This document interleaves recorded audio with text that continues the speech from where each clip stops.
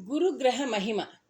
దేవానాంచ ఋషీణాంచ గురుం కాంచన సన్నిభం బుద్ధిమంతం త్రిలోకేశం తం నమామి బృహస్పతిం. గురువు నిర్వికల్పానందను అనుసరిస్తూ శిష్యులు కంఠస్వరాలు కలిపి బృహస్పతి స్తోత్రం పఠించారు. నిర్వికల్పానంద కథనం ప్రారంభించాడు.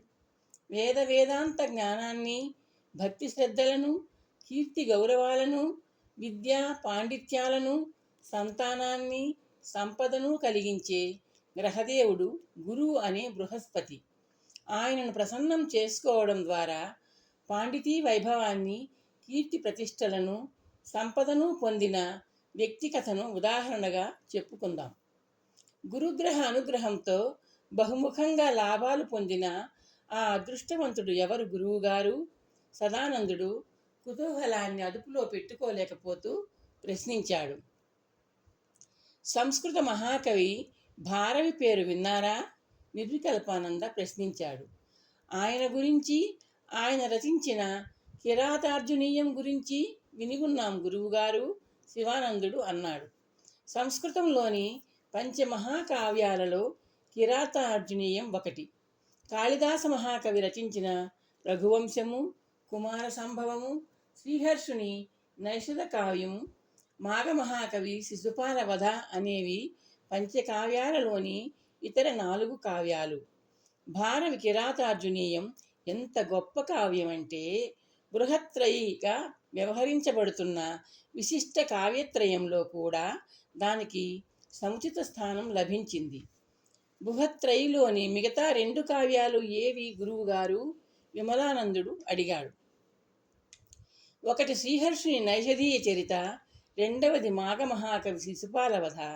మరొక విశేషత ఏమిటంటే, ఉపమాలంకారానికి కాళిదాస మహాకవి పెట్టింది పేరైతే, అర్థగౌరవానికి భారవి పెట్టింది పేరు. భారవిలో కవితాశక్తి బాల్యంలోనే వికసించిన ఆ శక్తి యువకుడయ్యేసరికి పరిమళాలు వెదజల్లసాగింది. యువకవి భారవిని పండితులందరూ మెచ్చుకోసాగారు. భారవి తండ్రి గారైన నారాయణ స్వామి ముందు అతన్ని ఎంతో ప్రశంసిస్తూ, భారవ లాంటి కొడుకుని కన్నా ఆయన జీవితం ధన్యమైంది అనేవారు. వాడింకా కుర్రవాడు, కవిత్వం వాడికేం తెలుసు, పాండిత్యం వాడికెక్కడిది, మీరు అనవసరంగా మా వాణ్ణి ప్రశంసిస్తున్నారు, ఇంకా ఎంతో నేర్చుకోవాలి వాడు అనేవాడు నారాయణస్వామి భారవిని తక్కువ చేస్తూ. పండితుల ప్రశంసలను ఆనందించే భారవి తండ్రిగారి విమర్శను తట్టుకోలేకపోయేవాడు. ప్రశంసలు ఎక్కువయ్యే కొద్దీ తండ్రి విమర్శలు ఎక్కువవుతూ వచ్చాయి. నలుగురి ముందు తండ్రి తనను హీనంగా చిన్నబుచ్చడాన్ని భరించలేకపోయేవాడు భారవి. అతనిలోని యువరక్తం తెర్లిపోసాగింది. కన్న కొడుకును చిన్నబుచ్చే తండ్రికి జీవించే అర్హత లేదనుకున్నాడు భారవి. తండ్రిని హత్య చేయడానికి పథకం వేశాడు. బరువైన బండరాయిని తీసుకొని తండ్రి పడుకునే ముందు మంచం మీద ఉన్న అటకపైకి ఎక్కి దాక్కున్నాడు. శిలా ప్రవహారంతో తండ్రి తల పగలగొట్టి కపాల మోక్షం ప్రసాదించి సాగనంపాలి. రాత్రి అయింది. తండ్రి పడుకోవడానికి మంచం మీదికి చేరాడు. అప్పుడు సతీమణి ఆయనను సమీపించింది. మీ పద్ధతి నాకు నచ్చలేదు అంది భారవి తల్లి తన భర్తతో. నా పద్ధత? ఏ పద్ధతి? అర్థమయ్యేలా చెప్పు, నారాయణస్వామి నవ్వుతూ అన్నాడు. లోకమంతా మన భారవిని మహాకవి అంటూ పొగడ్తలతో ముంచెత్తుతోంది. పండితుల ప్రశంసలు విని ఆనందించడానికి మారుగా మీరేమో వాడికేం తెలీదు, మెచ్చుకోకండి అంటూ వాణ్ణి తక్కువ చేస్తున్నారు.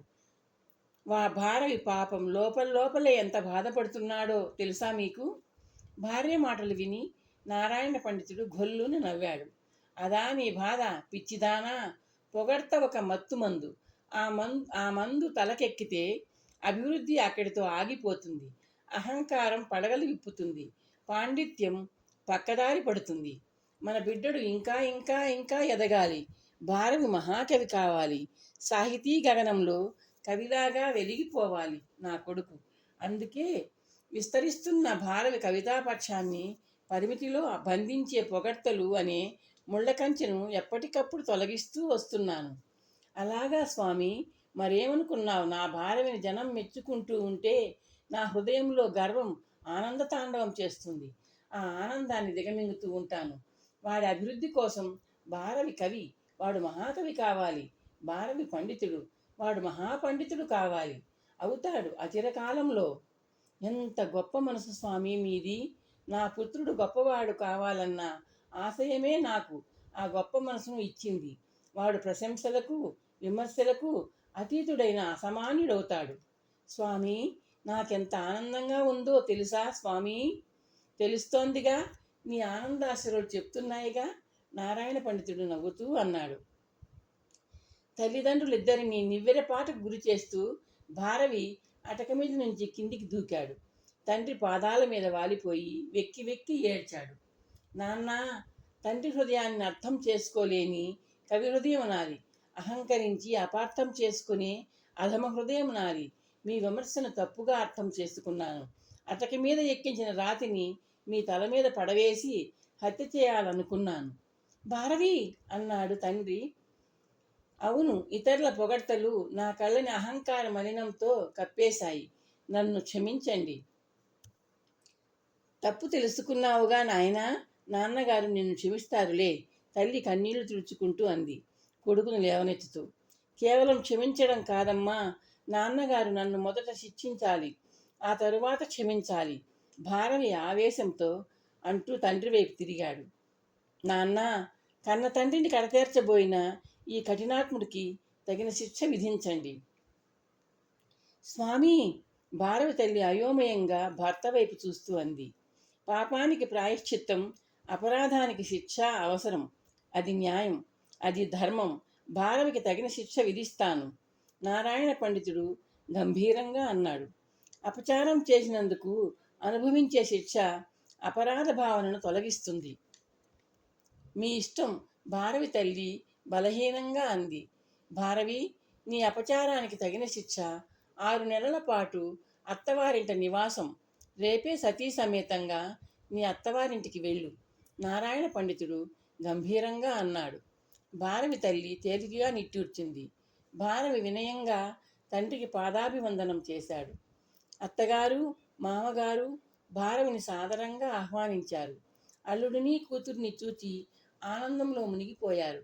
అయితే ఆ ఆదరణ, ఆనందం కొన్ని రోజులు మాత్రమే. అల్లుడు 6 నెలలు ఉండబోతున్నాడని కూతురి ద్వారా తెలిసిన మరుక్షణం వాళ్ళ ఆదరణ, ఆనందం రెక్కలు కట్టుకొని ఎగిరిపోయాయి. ఆ ఇంట్లో భారవికి లభించిన గౌరవ మర్యాదలు క్రమంగా కరిగిపోసాగాయి. నిరాదరణ మోసులెత్తసాగింది. క్రమంగా అత్తవారింటి ఆవాసం భారవికి నరకప్రాయంగా మారిపోయింది. అవమానాలు, అవహేళనలు భారవి పాలిట నిత్యార్చనగా పరిమణించాయి. కారాగారవాసం కన్నా కఠినతరమైన శిక్షే విధించాడు తన తండ్రి అని అచిరకాలంలో అర్థమైపోయింది భారవికి. తండ్రి గారి జీవితానుభవం భారవిని ఆశ్చర్యంలో విడవేసింది. అల్లుళ్లకు తాత్కాలికంగా స్వర్గధామంలా ఉండే అత్తవారిళ్ళు కాలక్రమాన నరకకూపాలవుతాయన్న నగ్న సత్యాన్ని దర్శించగలిగాడు భారవి. తండ్రి గారు తనకు తగిన శిక్షే విధించాడు. ఒకరోజు మామగారు భారవిని పిలిచారు. చూడు నాయనా, ఉద్యోగం పురుష లక్షణం అన్నారు. అంటే మగవాడై జన్మ ఎత్తాక ఏదో వృత్తి చేపట్టాలి, ఏదో పని చేయాలి. పీకల దాకా మెక్కి తిండిని అరగదీస్తూ కూర్చోవడం మగజాతి లక్షణం కాదు, కారాదు. మామగారు, భారవి ఆశ్చర్యంతో అన్నాడు. ఆగ్రహం వస్తోందా? ఆగ్రహాన్ని, ఆత్మాభిమానాన్ని చంపుకునే కదా అత్తవారింటికి దయచేశావు. ఏదో పని చేయి, తిండి రుణం తీర్చుకోవయ్యా. నాన్న, అప్పుడే అక్కడికి వచ్చిన భారవి పత్ని తండ్రిని వారిస్తూ అంది. నీ భర్త పని చేయకూడదా? తుయాలలో ఊగాలా? అది కాదు నాన్న, ఆయనకి కాయకష్టం తెలీదు. తెలియకపోతే తెలుసుకుంటాడు. గేదెలు, దున్నపోతులు తెలుసుకుంటాయి, మనిషి ఆ మాత్రం తెలుసుకోలేడా? భారవి అత్తగారు అతన్ని కొరకొరా చూస్తూ కూతురుతో అంది. అమ్మా, కూతురు దీనంగా అంది. తల్లి కూతుర్ని పట్టించుకోకుండా భర్త వైపు తిరిగింది. ఒక పని చేయండి, మన పశువుల కాపరి పని మానిపించి ఆ పనిని మీ అల్లుడు గారికి అప్పగించండి. నీ అత్తగారి ఆలోచన బాగుందయ్యా. పశువులను కాసే పనిలో నీ కాయం కష్టపడాల్సిన పని లేదు. వెళ్ళి దొడ్లోని ఆవుల్ని, గేదెల్ని బీడు భూముల్లోకి తీసుకెళ్ళు. మామగారు ఉత్తర్వులు ఇచ్చారు. నాన్న, భారవి కార్య భారవి భార్య కన్నీళ్లు కారుస్తూ గద్గద కంఠంతో అంది. నీ పతిదేవుడు సూర్యోదయం నుండి సూర్యాస్తమయం వరకు పశువుల్ని మేపుతూ ఉంటాడు. తిండికి ఇంటికి రాడు. వండి వార్చి అక్కడికే పట్టుకెళ్ళి వడ్డించు. భారవి అత్తగారు కూతుర్ని చూస్తూ గర్జించింది. భారవి తలవాల్చుకొని గోశాల వైపు అడుగులు వేశాడు.